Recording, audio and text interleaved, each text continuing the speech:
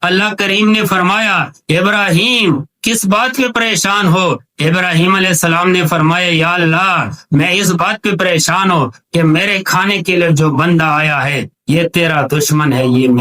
یہ میرا دشمن ہے، تیرا دشمن ہے، یہ کافر ہے، یہ مسلمان نہیں ہے، ماننے والا نہیں ہے۔ اللہ کریم نے فرمایا اے ابراہیم یہ میرا دشمن ہے، یہ کافر ہے، یہ بچپن سے میں جانتا ہوں، اس کے باپ دادے کو میں جانتا ہوں، اس کی نسل کو میں جانتا ہوں، اس کے عقیدہ کو میں جانتا ہوں، اس کے ذہن دماغ دل کی کیفیت کو میں جانتا ہوں، اس کے آئندہ ارادے کو میں جانتا ہوں، اس کے ارادے گندے ہیں، شرک کے ہیں، کفر کے ہیں، لیکن اے ابراہیم اس بندے کو میں کئی سالوں سے کھلاتا ہوں، آج میں نے تیرے دربار پہ تیرا مہمان بنایا، تو نے نہیں کھلایا۔ رب العالمین کتنے مہربان ذات ہے، کتنا مہربان رحم کرنے والا ذات ہے، اپنی دشمنوں کو بھی کھلاتا ہے۔